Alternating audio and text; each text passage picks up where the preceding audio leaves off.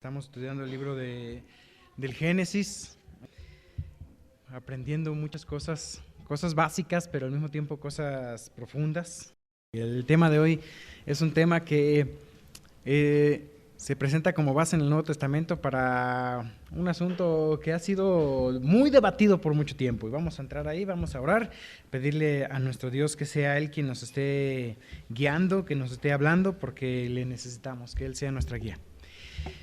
Mi Dios, gracias Dios por tu palabra, gracias Señor porque en tu palabra tú te revelas, mi Dios, revelas tu mente y tu corazón, Señor, de acuerdo a lo que tú quieres que nosotros conozcamos.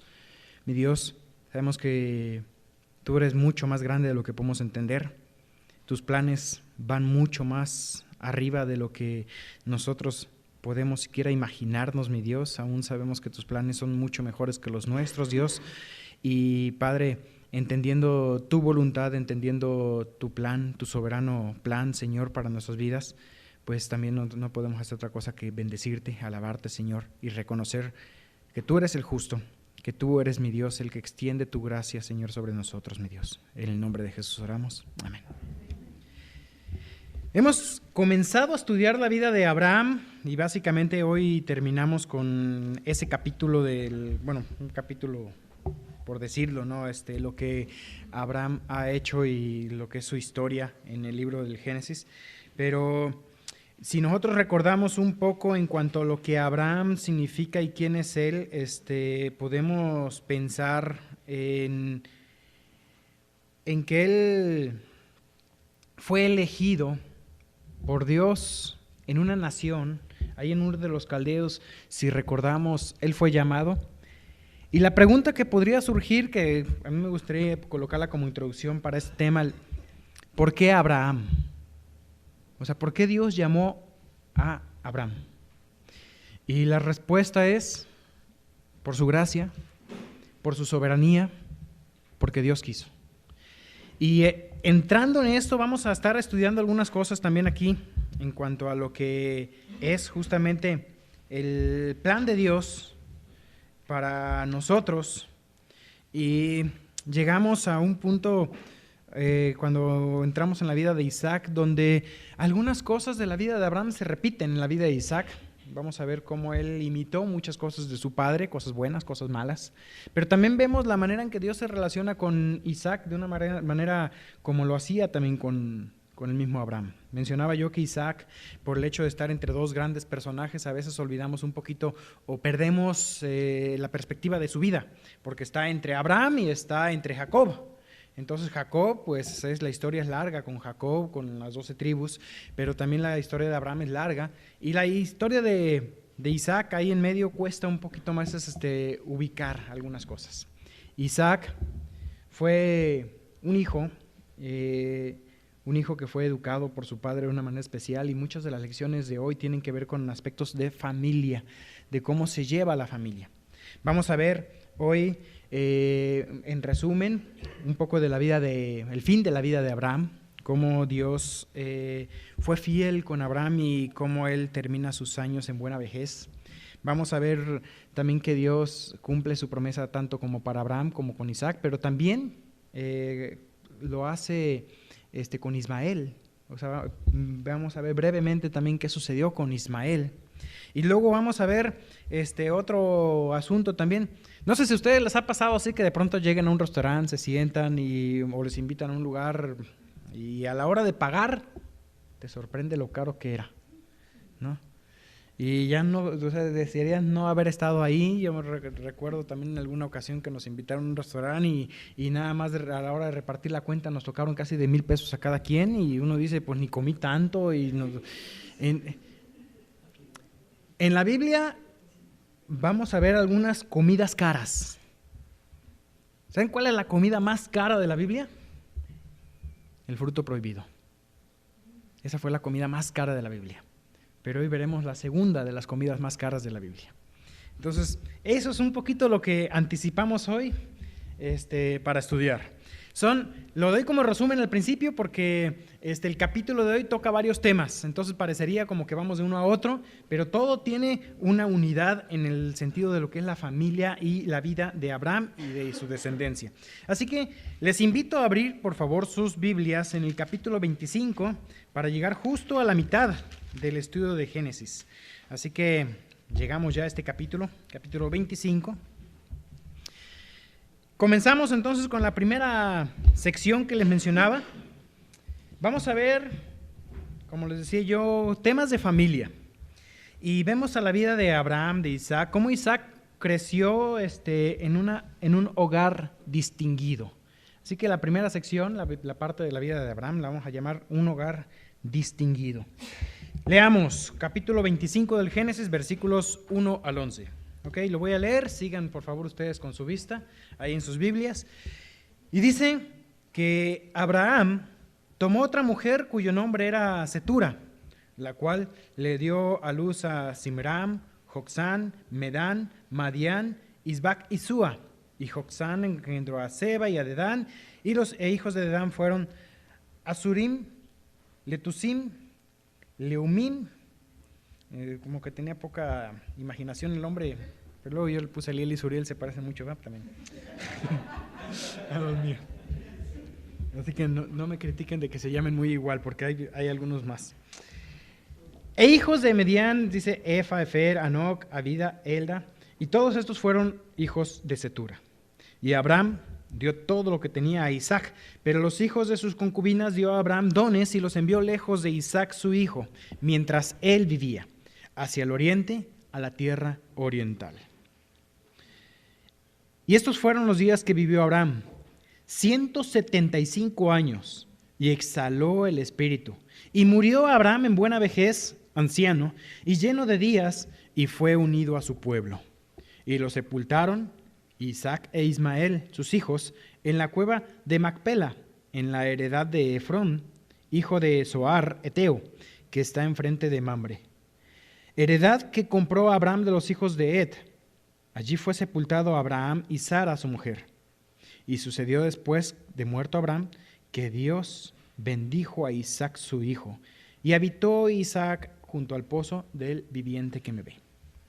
Algunas cosas que podemos nosotros aprender, lecciones bien interesantes que sacamos aquí de la vida de Abraham, de este hogar distinguido. Abraham menciona aquí que tomó otra mujer, Cetura. No sabemos si para entonces podría haber sido que Abraham había enviudado, pero nos damos cuenta de que era bastante común en el tiempo de los patriarcas la poligamia. Lo vemos con el mismo Jacob más adelante, que sí, tuvo 2 esposas y 2 concubinas. Era algo común la poligamia, pero el hecho de que hubiese patriarcas que practicaran la poligamia no significa que Dios aprobara esto. El hecho de que sea común, de hecho, nosotros lo vemos desde el principio como Dios había creado un hombre para una mujer. O sea, no es bueno que el hombre esté solo y le herede ayuda idónea para él. Y lo vemos, pero en cada caso que nosotros vemos el asunto de la poligamia, siempre vemos que traía muchos más conflictos que otra cosa. Entonces, aún en este caso, algunos de los descendientes de Cetura, por ejemplo, aquí vemos versículo 4, Madián, padre de los madianitas, y si nosotros seguimos leyendo la historia, de hecho causaron mucha aflicción a la nación de Israel, esos descendientes. Entonces, es algo que era común, pero no significa que sea aprobado por Dios. Trajo conflictos, trajo problemas. Pero algo interesante que Abraham hizo, que nosotros podemos rescatar aquí, es que él hizo su testamento. E hizo su testamento en vida. Hoy en día vemos muchos casos también de conflictos, ¿no? Conflictos, platicábamos por ahí a veces con los hermanos de que parece que nos juntamos cada vez que hay un velorio, y es triste que muchas familias somos así. Cada vez que hay velorio estamos todos juntos, pero fuera de ese tiempo es difícil que nos juntemos todos. Y el caso de Abraham tomó acciones aquí, ¿para qué? Para evitar problemas después de su muerte, porque también desgraciadamente hemos visto que muchas veces los velorios resultan ser que en lugar de unir a la familia la dividen. Y si nosotros estudiamos un poquito, vemos aquí algunos detallitos de la vida de Abraham, del final de su vida, nos damos cuenta que él tomó acciones en vida para evitar que después de él de que partiera hubiese conflictos, hubiese un desvío de la voluntad de Dios o de que lo que él quería, como suele suceder en muchas ocasiones con los testamentos, lo que él quería que se hiciese, no se hiciese o se hiciese mal. Así que él, ¿qué hace? Reparte su herencia. ¿Y a quién le da la herencia? A Isaac, el hijo de la promesa. ¿Era Isaac el primogénito? Quizás por nacimiento no, pero sí por promesa. De hecho, cuando nosotros vemos a que Dios le pide a Abraham que ofrezca a Isaac, le llama tu unigénito, tu único. En el asunto que era el único hijo de Abraham por medio de Sara, por medio de la promesa. Era en Isaac que le sería levantada, le sería llamada la descendencia. Entonces Abraham, para evitar todo este tipo de problemas que pudiese haber en el futuro con Isaac, que pues estaba iniciando también su matrimonio con Rebeca, ¿qué hizo? Apartó a los hijos de su concubina, ya había apartado también a Ismael anteriormente, y a Isaac le dio todo lo que era su posesión, mientras que a los otros pues les dio dones, les da una herencia, les dio regalos, mostrando que él cuidaba de los suyos, que era una persona que lo hacía como era justo. Y Isaac queda en la tierra prometida, mientras los demás son enviados ¿hacia dónde? Hacia el oriente. ¿Qué hay al oriente de Israel? Lo que conocemos como Jordania, Arabia Saudita. Y de hecho, muchos de los nombres que aparecen aquí en los descendientes de Ismael, porque el versículo 12 en adelante, que ya vamos a entrar así brevemente, son nombres árabes, mostrando que la descendencia de Ismael son los árabes, como los mismos árabes lo reclaman, diciendo que son descendientes de Ismael. ¿Qué edad tenía Abraham cuando murió? 175. ¿Alguien se acuerda qué edad tenía Abraham cuando fue llamado a la tierra prometida? Está en el capítulo 12, versículo 4, ya me lo dijeron por ahí. 75. Es decir, que ¿cuántos años vivió Abraham en la tierra prometida? Un siglo. 100 años en la tierra prometida. Es un dato interesante nada más, quizás no quisiera yo apelar a enseñanzas o algo así, pero es interesante cómo Dios tuvo a Abraham en ese tiempo. Pensando en la herencia, Dios se había mostrado a Abraham, le había llamado a que fuera a la tierra prometida, y cuando él le llama dice, yo sé que él enseñará a sus hijos y a los hijos después de sí a que guarden mi palabra. ¿Sabes cuál es la mejor herencia que le pudo dejar a Abraham a su hijo? En primer lugar, su ejemplo piadoso. Bueno, fíjate, mencionaba yo esta cita. Acompáñenme brevemente hacia Génesis 18, versículos 18 y 19. La mejor herencia que tú puedes darle a tu familia, a tus hijos, es esto justamente que aparece aquí. Márcalo si quieres, como la herencia que debes de dejarle a tu familia. Génesis 18, 18 y 19. Dice, versículo 18, habiendo de ser Abraham una nación grande y fuerte, y habiendo de ser benditas en él todas las naciones de la tierra, porque yo sé, dice Dios, que mandará a sus hijos y a su casa después de sí, que guarden el camino de Jehová, haciendo justicia y juicio, para que haga venir Jehová sobre Abraham lo que ha hablado acerca de él.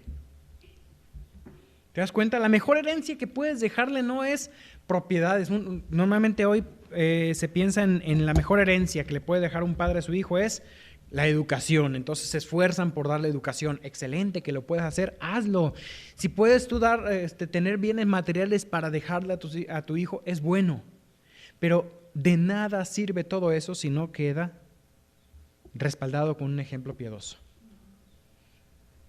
Aun cuando no tengas nada que dejarle a tus hijos, sino solamente pobreza, serán ricos si lo que reciben de ti es esto: enseñanza a guardar la palabra de Dios. ¿Recuerdas lo que repetidamente dice la Biblia? Proverbios capítulo 1, Salmo capítulo 1, cuando habla de el varón que confía en Dios, que será como árbol plantado junto a corrientes de agua, todo lo que hace prosperará. ¿Recuerdas también cuando Dios le llama, cuando Moisés manda a Josué, Josué capítulo 1, versículo 8, cuando dice, no temas ni desmayes, y luego dice, nunca se apartará de tu boca este libro de la ley, sino que de día y de noche meditarás en él para que lo guardes y hagas conforme a todo lo que en él está escrito, porque entonces harás prosperar tu camino y todo te saldrá bien. De hecho, como vemos aquí, la mejor herencia que puedes darle a tu familia, a tus hijos, es un ejemplo piadoso. Pero en segundo lugar también está relacionado, pero es parte de la herencia que le deja aquí a Abraham a Isaac. Fíjate en el capítulo 26, si adelantamos un poquito y vemos ya la vida de Isaac, que ya veremos en el siguiente domingo que estudiaremos esto. Capítulo 26, versículo 25. ¿Qué hace Isaac? ¿Qué vemos de herencia que recibió aquí? Versículo 25, capítulo 26, 25. Edificó allí un altar e invocó el nombre de Jehová y plantó ahí su tienda. ¿Qué recibió como herencia? Una tienda, un altar. Parte también de ese ejemplo. ¿Recuerdan ustedes con qué relacionamos la tienda? Con el peregrino, aquel que no poseía nada. Así que aun cuando él recibiese grandes riquezas, no recibió un castillo, no recibió un palacio, recibió una tienda. Era un peregrino, un extranjero en la tierra prometida. Recibió una identidad. ¿Sabes que esa es parte de la herencia que debes de dejarle a tus hijos? Identidad. ¿Quiénes son? ¿Quiénes son tus hijos? Son hijos de Dios. Esa es la identidad que tenemos. ¿Quiénes somos en Cristo? La tienda tiene que ver con su identidad. Herédales a tus hijos identidad en Cristo. Y obviamente eso está ligado con la otra parte, que es el altar. ¿Y qué nos enseña el altar? El altar nos enseña esa relación personal que tenían con Dios. ¿Cómo parte Abraham? Dice que Abraham, vamos a ver brevemente también aquí en el capítulo 25, versículo 8 dice, y exhaló el espíritu. Es una frase que se usa también aún para Jesús. Fíjate que la vida a Abraham no le fue arrebatada con violencia. Es como que si el Señor mismo vino a recogerlo, entregó el espíritu y murió Abraham en buena vejez, anciano y lleno de años, y fue unido a su pueblo. Acompáñenme brevemente al 15:15, no pierdan su lugar aquí, para ver una promesa que Dios le había hecho a Abraham. Y veamos cómo Dios está cumpliendo sus promesas, aún en la muerte de Abraham. Génesis 15:15. ¿Estamos ahí? Dice, y tú vendrás a tus padres en paz, y serás sepultado en buena vejez. Una buena vejez. 175 años. Y no estamos hablando aquí de una buena vejez porque haya tenido muchos años, porque podemos conocer nosotros personas que a los 60 años ya tienen una mala vejez. Y hay muchas veces en que vemos nosotros el sufrimiento de un anciano. Pero esta promesa, el hecho de una buena vejez es que había disfrutado su vida. Hay varios puntos interesantes aquí que podríamos ver. Dice que murió en buena vejez, anciano y lleno de años. Lleno de años. Lo interesante de esta palabra no significa que lleno de años significa 175 años que vivió. ¿Sabes qué implica también este lleno de años? La idea de lleno de años es como lleno de vida. cuando vamos cumpliendo años y alcanzando una edad, conozco muchas personas que ya lo único que les queda es mirar hacia el pasado y recordar sus años. Y ver cada año cumplido, y a veces pensamos, no, cada año que cumplí es un año menos de vida que me queda. Pero esta idea de lleno de años es justamente lo contrario. Él murió con una gran vida. No había perdido cada año que cumplía un año de vida. Ganaba un año.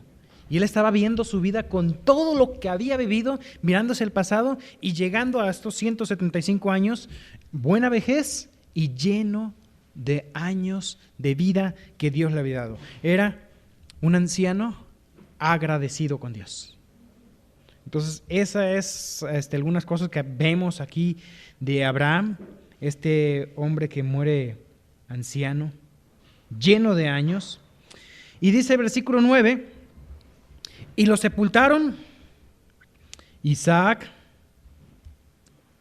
que aunque es el menor, aparece primero como el primogénito, e Ismael, sus hijos, en la cueva de Macpela.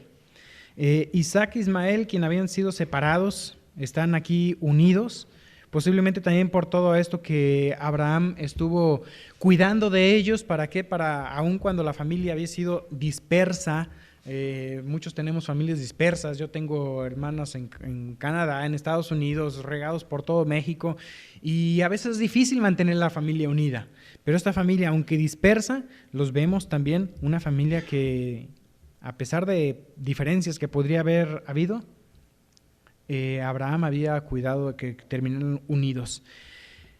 ¿Qué podemos aprender también de Ismael? Vamos a ver algunas cosas interesantes de Ismael enseguida, ahorita que entremos en él. A lo mejor no vemos muchas lecciones en la vida de él, así como que mira esta lección para mi vida, pero sí vamos a ver algo interesante que encontré yo que no había visto antes.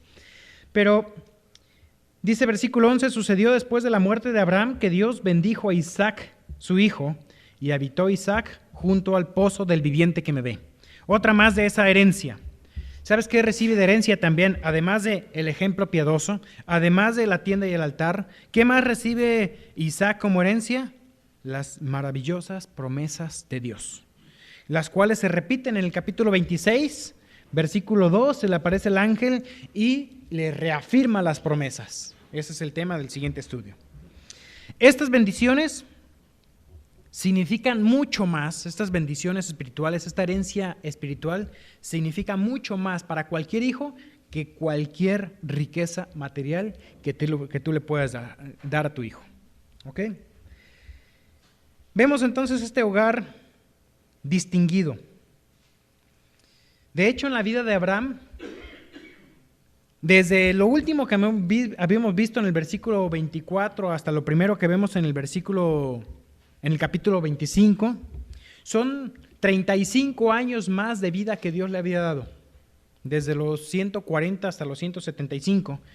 No se mencionan más pruebas difíciles, no se mencionan más encuentros especiales entre Abraham y Dios. No, quizás que no hayan ocurrido, pero también nos damos cuenta de algo. No todos los días, aún de los mayores santos, son extraordinarios. No todos los días de tu vida cristiana son de una vida extraordinaria. Pero la vida de Abraham se caracterizó, ¿por qué? Por una vida que se mantuvo fiel. Aun cuando estos 35 años a lo mejor no vemos historia de qué ocurrió, no fueron quizás relevantes para que quedasen escritos en la escritura, pasaron de forma silenciosa, pero él fue fiel. Abraham fue un hombre que Dios le consideró fiel. ¿Qué significa fiel? A veces pensamos en que permanece, pero lo interesante era que era fiel para Dios en el sentido de que Dios podía confiarse de él. Dios confiaba en él. Él confió en Dios y Dios confió en él. La vida de Isaac comienza quizás con algunas pruebas y situaciones aquí que podríamos nosotros ver sus primeros parecerían tropiezos. Podemos ver ahora primero vimos un hogar distinguido. En los versículos 12 hasta el versículo 23 podemos ver un hogar desilusionado. Pero antes de entrar aquí a la vida a la vida misma de Isaac, veamos algo interesante de Ismael. Tenemos una serie de nombres. Dice versículo 12, estos son los descendientes de Ismael, hijo de Abraham, a quien le dio a luz Agar egipcia, sierva de Sara. Estos pues son los nombres de los hijos de Ismael, nombrados en orden de su nacimiento. El primogénito de Ismael, Nebaiot, luego Cedar, Abdel, Mibsam, Misma, Duma, Masa, Adar, Tema, Getur, Nafis, Sedema. Estos son los hijos de Ismael, y estos sus nombres por sus villas y sus campamentos, 12 príncipes por sus familias. Y estos fueron los años de la vida de Ismael, 137 años, y exhaló el espíritu Ismael, y murió, y fue unido a su pueblo. Y habitaron desde Avila hasta Sur, que está enfrente de Egipto, viniendo a Siria, y murió en presencia de todos sus hermanos. Entonces aún Ismael también tuvo una familia unida, murió en presencia de sus hermanos, estuvo ahí el mismo Isaac en la muerte de Ismael. Pero algunas lecciones también aquí. Fíjate, en el versículo 16 dice 12 príncipes por sus familias. Si vamos a Génesis capítulo 17, 20, acompáñenme otra vez para ver cumplimientos de promesas de Dios en la vida, no solo de Abraham, no solo de Isaac, sino aún de Ismael mismo. Génesis 17, 20. Cuando Agar estaba dando por muerto a su hijo, ¿te acuerdas? En aquel momento cuando se le aparece el ángel y le ponen el nombre del pozo del viviente que me ve. Dice el versículo 20, en cuanto a Ismael, también yo te he oído, y he aquí le bendeciré y le haré fructificar y multiplicar mucho en gran manera. 12 príncipes engendrará y haré de él una gran nación. ¿Quiénes engendraron 12 hijos? ¿Quién más? Jacob. Y hay un caso más, el hermano de Abraham. ¿Te acuerdas del hermano de Abraham? Labán. Labán, de su esposa, tuvo 8 hijos y tuvo una concubina que tuvo 4, 12. El número 12, en 12 hijos, aparece en Ismael, aparece en Abraham y aparece en Labán, 12 hijos. Esto habla también, el número 12, a partir de aquí en la Biblia, aparece constantemente relacionado con Israel, con Abraham, con la descendencia de Abraham, en ese aspecto. En cuanto al significado de los nombres, a lo mejor vamos a un tema que uno puede interpretar o jugar un poquito con los nombres. Fíjate el versículo 14. Misma. Primero, ¿sabes qué significa misma? Escucha. Duma. ¿Sabes qué significa Duma? Calla. Y Masa significa resiste o aguanta. Esos 3 nombres, lo interesante es que aparecen en el mismo orden que en Santiago 1:17. ¿Se acuerdan de Santiago 1:17? Por tanto, todo hombre sea pronto para oír, tardo para hablar, tardo para irarse. Así que escucha, calla y resiste. Esos son los 3 nombres que coloca aquí Ismael a sus hijos en ese orden. ¿Qué podría yo aprender, suponer, quizás, aunque no tengo yo el relato, pero veo en Ismael una persona que supo ocupar su lugar? Aun cuando él no era o no fue el primogénito, él supo ocupar su lugar, él supo escuchar, supo callar, supo resistir y supo restaurar la relación con la familia. Muchas veces para restaurar esas relaciones rotas con la familia, tenemos que hacer eso. Todo hombre sea pronto para oír, tardo para hablar, tardo para irarse. Porque con la familia suele suceder exactamente lo contrario. Ahí nos gusta que otros nos oigan, yo no escuchar. Soy pronto para hablar y expresar mis ideas, pero no para extraer las ideas de los demás. Y pronto para enojarme. Así que una lección ahí para poner en práctica en la familia y en la vida diaria. Oye, calla y aguanta. Y ahora nos toca la tercera sección. Veíamos, todavía no entramos a la tercera. Un hogar distinguido. Estamos aquí en la sección del hogar desilusionado. Vamos a ver qué sucedió también ya entrando en la vida de Isaac, versículo 19. Dice, estos son los descendientes de Isaac, hijo de Abraham. Abraham engendró a Isaac. Ya vimos los descendientes de Ismael, ahora vamos con Isaac. Versículo 20. Y era Isaac de 40 años cuando tomó por mujer a Rebeca, hija de Betuel, arameo, de Padam Aram, hermana de Labán, arameo. Y oró Isaac a Jehová por su mujer, que era estéril, y lo aceptó Jehová, y concibió Rebeca, su mujer. Vemos aquí cómo fue algo parecido. ¿Te acuerdas qué había pasado con Sara? Sara había sido estéril. El caso con Rebeca fue similar.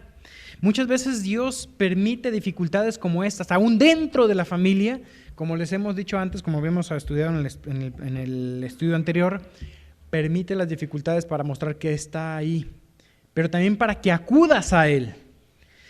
¿Qué fue lo que hizo Isaac? Oró. Oró a Jehová por su mujer que era estéril y lo aceptó Jehová. Aquí no vemos tantos años de esterilidad, pero vemos que Isaac acudió al Señor en oración. Y los hijos, dice versículo 22, los hijos luchaban dentro de ella, tenía gemelos y dijo, si es así, ¿para qué vivo yo? Versículo 22 dice, y fue a consultar a Jehová y le respondió Jehová. Fue a consultar, posiblemente fue a un lugar de adoración, alguno de esos altares, consultó ahí. Así que Isaac oró, Rebeca oró y Dios mostró respuesta. Los hijos fueron respuesta de oración. Y aún lo que sucedía en el vientre de Rebeca recibió una respuesta. Versículo 23. 2 naciones hay en tu seno y 2 pueblos serán divididos desde tus entrañas. Un pueblo será más fuerte que el otro y el mayor servirá al menor. Cuando se cumplieron los días para dar a luz, he aquí había gemelos en su vientre y salió el primero rubio, podríamos pensar aquí pelirrojo, y era todo velludo como una pelliza y llamaron su nombre Esaú. Después salió su hermano, trabada su mano al calcañar de Esaú y fue llamado su nombre Jacob. Jacob tiene que ver con el que toma por el calcañar. La idea es que vas tú caminando y alguien te agarra el pie y tú tropiezas, te hace tropezar. De ahí el nombre Jacob se relacionó por alguien que engaña, que suplanta. La palabra Jacob significa esto, engañador, suplantador, el que toma por el calcañar. Y era Isaac de edad de 60 años cuando ella los dio a luz. Así que fueron 20 años, desde los 40 hasta los 60, en que no habían tenido hijos. Por esto acudieron en oración. Este pasaje, aquí voy a entrar a explicar no puedo decir que explicar, porque este asunto ha causado controversia por siglos y no se ha llegado a un acuerdo entre los teólogos. Pero yo quisiera que veamos aún así una doctrina que parte ya desde antes, pero que se basa también en el Nuevo Testamento en este pasaje. Y es el tema de la elección. En el asunto de la elección, muchos grandes teólogos han entrado a discutir sobre el tema de la elección, de la predestinación, y de hecho yo no me considero un teólogo como para decir esto es así. Lo que yo puedo decirles es algo. La predestinación aparece en la Biblia, es distinta que la elección. Hoy vamos a ver el tema de la elección, aparece en la Biblia, son doctrinas bíblicas. Es muy complicado venir y decir, vamos a ver la predestinación, o más bien, perdón, la elección desde el punto de vista de Dios. Porque aun cuando tenemos la palabra de Dios que nos expresa su mente, aquí encontramos lo que no encontramos la mente de Dios a plenitud y completa. Sería mucho pedir que Dios nos entregue un libro con toda su voluntad y toda su mente escrita en un libro. Eso sería imposible, además de que no lo entenderíamos. Pero tenemos lo que Dios quiso que supiéramos. Y podemos ver nosotros también la lección desde el punto de vista también de que lo que nos corresponde a nosotros. Acompáñenme brevemente aquí para ver cómo Pablo, citando este acontecimiento que leímos recién de Jacob y su hermano Esaú, acompáñenme por favor a Romanos. Un segundo que pongo aquí, separador. Romanos capítulo 9. No pretendo que eso sea un estudio completo de lo que es la elección, pero es la base, es una base para que después Pablo, citando esto, explica algo en cuanto a lo que es la elección. Dice en el capítulo 9, el tema que nosotros vemos aquí como título en mi Biblia dice la elección de Israel. Lo que está hablando Pablo en este capítulo es el hecho de que, bueno, si Dios eligió salvar personas aparte de Israel, es decir, comenzó la iglesia y ahora estamos predicando el evangelio y ya no estamos integrando a la gente a Israel, estamos integrando a la gente a un nuevo pueblo que se llama la iglesia. Surge una gran pregunta, ¿y qué pasa con Israel? Pero si Dios le había hecho promesas a Israel, ¿o no? ¿Qué le había prometido Dios a Israel? Una gran nación. Pero Israel nunca ha sido una gran nación en el sentido bíblico que expresa la promesa. Desde el río de Egipto hasta el Tigris y Éufrates iba a ser toda esta la zona o el territorio de Israel. ¿Se cumplió en algún momento en la historia? Nunca. Dios le había prometido también al pueblo de Israel que Él mismo sería el rey. ¿Cómo se cumple esta promesa de que Dios mismo sea el rey de Israel? Con el gobierno mesiánico. ¿Vemos algún momento en que Israel, Dios haya reinado personalmente? Podríamos decir, bueno, cuando estaba aquí el tabernáculo, dirigía, pero eran jueces los que gobernaban. Entonces, la promesa de que el Mesías vendría e instauraría su reino, no se ha cumplido. Cuando Cristo vino, naciendo ahí en Israel, de la Virgen María y viviendo aquí en la historia que tenemos en los Evangelios, la gente que entendía que Él era el Mesías, los discípulos que entendían que Él era el Mesías, creían que se iba a cumplir ya la promesa. ¿Se cumplió? No en ese momento. Entonces, surgió la pregunta, ¿qué pasa con Israel? ¿Acaso Dios ha desechado a Israel? ¿Acaso la palabra de Dios falló? ¿Dios no cumplió sus promesas? Esas son las preguntas que se estaban haciendo los primeros cristianos o judíos que se habían convertido al cristianismo.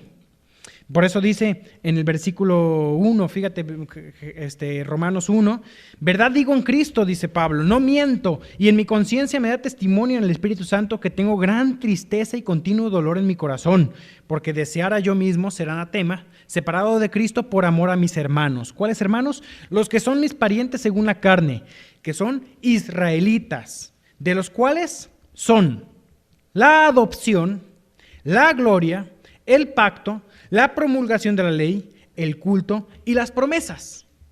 Todo esto le pertenece a Israel.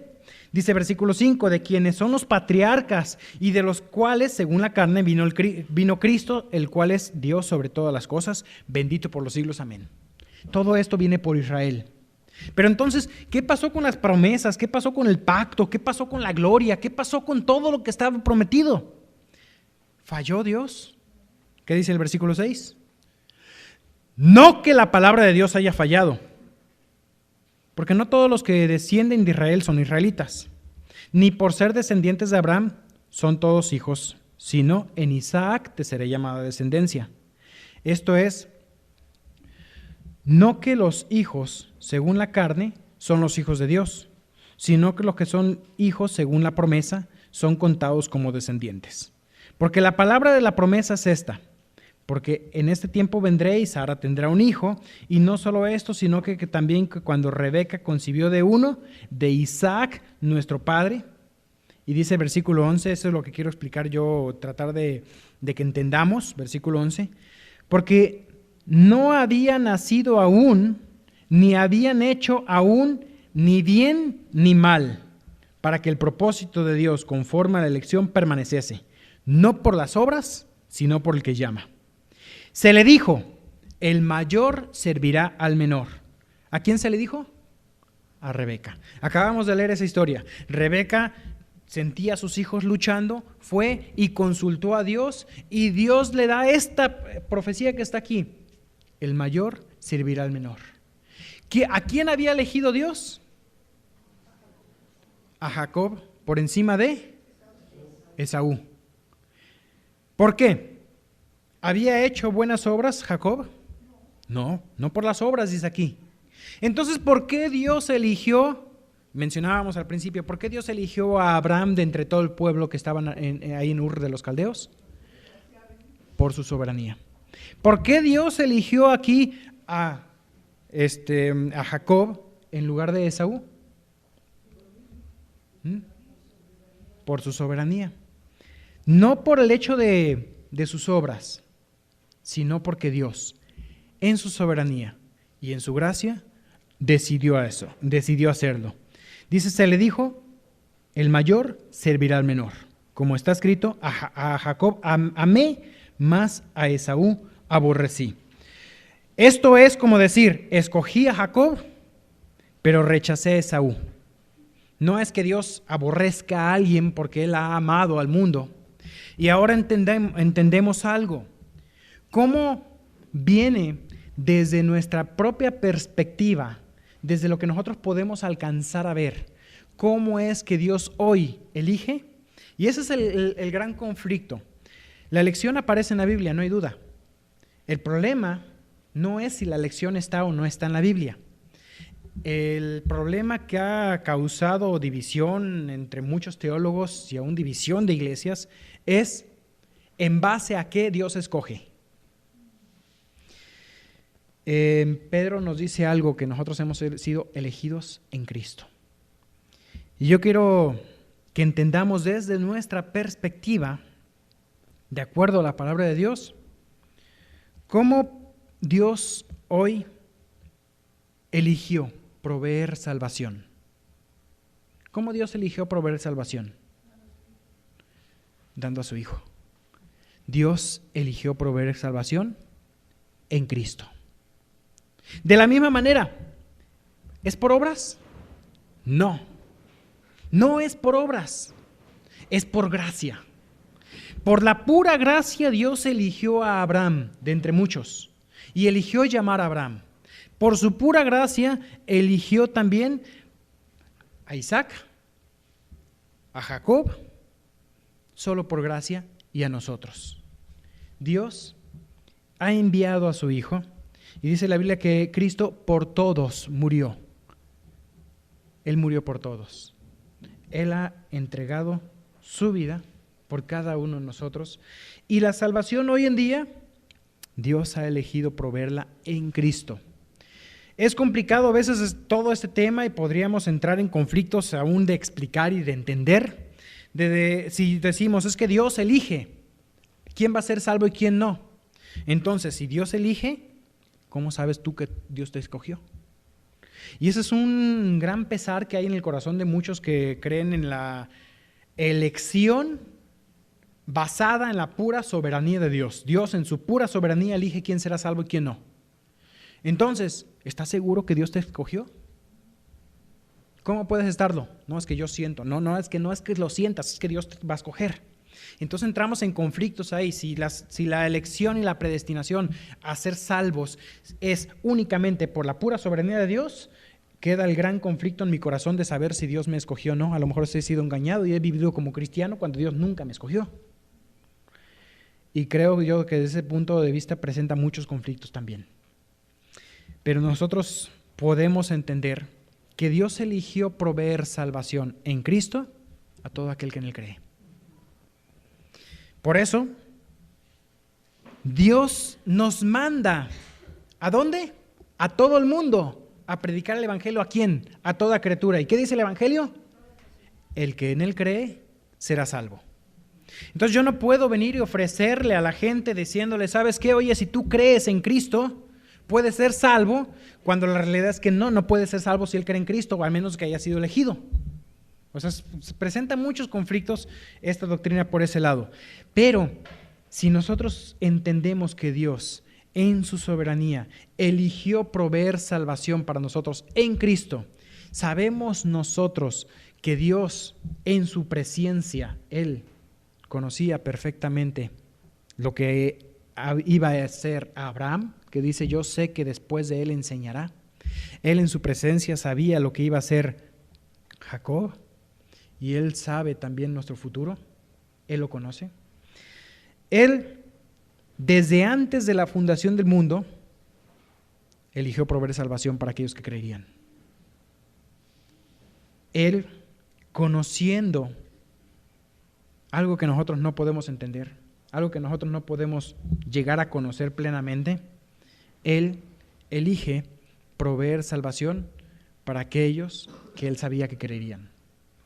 Esa es una explicación también. Sé que el tema causa conflictos, causa diferentes opiniones, pero creo yo que desde el punto de vista nuestro, porque sería muy pretencioso decir que vamos a explicar la elección desde el punto de vista de Dios, desde el punto de vista nuestro, podemos entender que a nosotros nos toca arrepentirnos, creer en Él. A fin de cuentas, también tengo que reconocer que la fe es don de Dios. Y si pude creer fue porque Dios me lo permitió. Entonces, ¿Dios es soberano? No puedo explicarlo yo. Dios siempre es soberano. Yo no puedo explicar a plenitud cómo funciona la elección. Y vamos a hablar un punto, no es el tema de hoy, pero menciono algo. Predestinación. Predestinación significa que Dios destinó de antemano algo para alguien. ¿Aparece en la Biblia alguien predestinado a ir al infierno? No. No aparece. Nunca aparece la predestinación a condenación. Eso no lo vas a encontrar.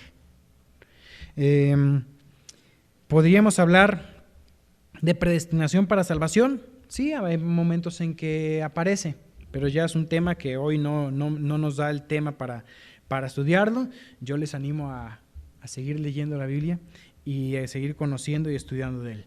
Pero tenemos que tocar, vamos a regresar para ver el último de los puntos. Se va a desarrollar mucho más en un par de sermones más, pero vamos a colocar aquí la introducción para el tema de dentro de 2 estudios de Génesis que vamos a ver. Y es Génesis 25, del 27 al final. Mencionaba al principio la comida cara. ¿Cuál es la comida más cara de la Biblia?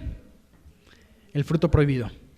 Pero aquí tenemos la segunda comida más cara de la Biblia.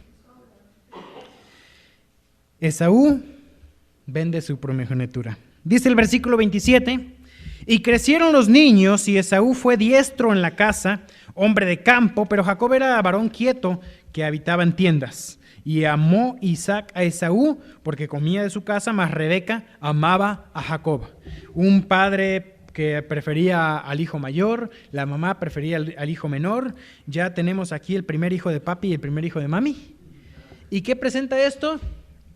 Conflictos.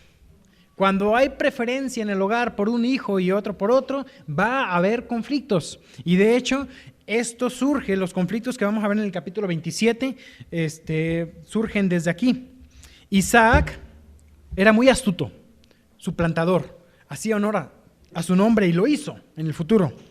Pero él procuró por medios humanos hacer valer la promesa que había sido hecha antes. que él sería el que tendría la primogenitura.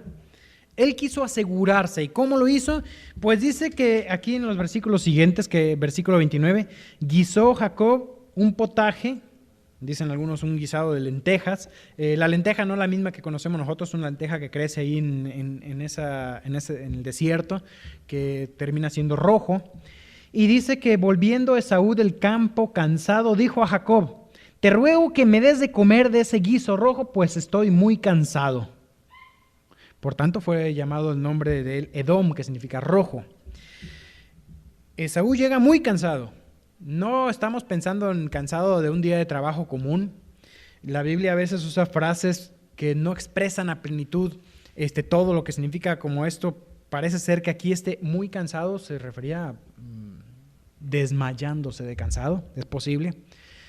Por ejemplo, Jesús, después de 40 días sin comer, tuvo hambre. Yo después de 3 horas tengo hambre. O sea, tuvo hambre va mucho más allá del tener hambre, de que ya es hora de comer y ya tienes hambre. Tuvo hambre desfalleciendo de hambre. Es decir, este pasaje de muy cansado puede ser también que se refiere a ese desfalleciendo de cansancio, y por eso llega y ve la comida que había preparado su hermano y dice aquí que le rogó. Dice: te ruego que me des de comer de ese guiso, pues estoy muy cansado. Y dice el versículo 31, y Jacob respondió: véndeme en este día tu primogenitura. O sea, él vio la condición de su hermano y quiso aprovecharla para hacer un negocio. Ahora, cabe destacar que Jacob valoró lo espiritual. Él sabía que esa primogenitura tenía mucho más valor que lo que eran los bienes económicos que podría haber recibido. Él, si bien lo hizo de una mala manera, tuvo una diferente actitud hacia la primogenitura que vemos en Esaú. Si bien hizo que la buscó por medios impuros y egoístas, y esto mismo causó también que Esaú menospreciara la primogenitura. Véndeme la primogenitura, dice en este día. Dice el versículo 32, entonces dijo Esaú: he aquí me voy a morir. O sea, me estoy muriendo de hambre, si no como me muero. ¿Medio exagerado? No lo sé hasta qué punto exageraba, pero yo pensaría que sí, porque estuvo dispuesto a vender algo de gran valor. ¿Para qué pues me servirá la primogenitura? Y dijo Jacob: júramelo en este día.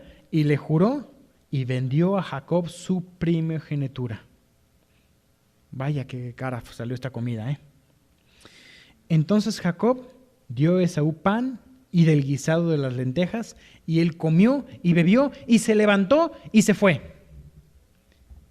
Así menospreció Esaú la primogenitura. Nunca trató de recuperarla ni nada. En Hebreos capítulo 12, versículo 16, acompáñenme nada más brevemente a leer ese versículo. Hebreos capítulo 12.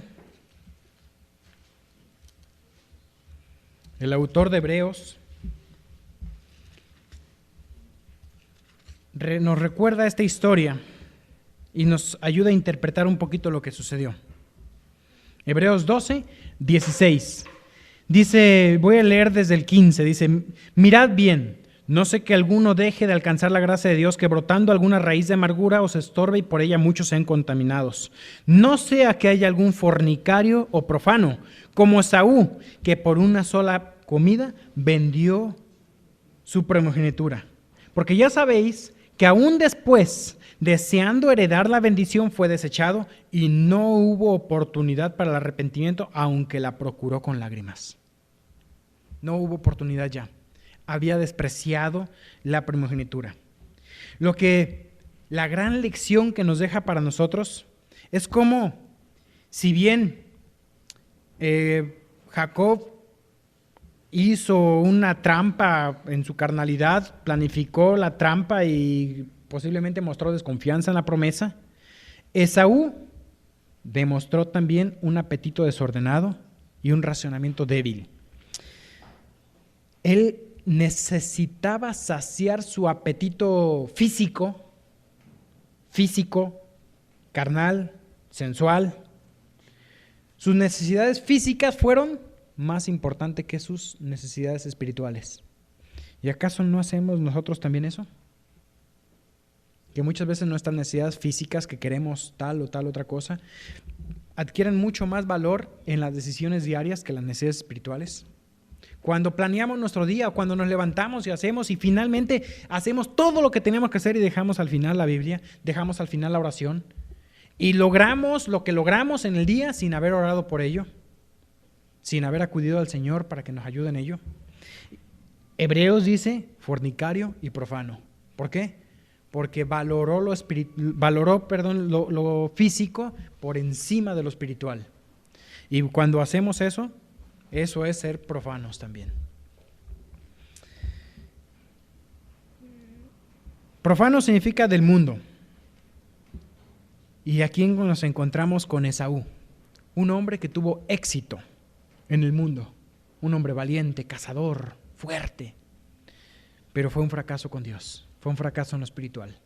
Un ejemplo más de lo que hemos dicho, que el mayor fracaso del hombre puede ser tener éxito en el mundo. Cuidémonos de eso, valoremos lo espiritual, dejémosle una buena herencia espiritual a nuestros hijos.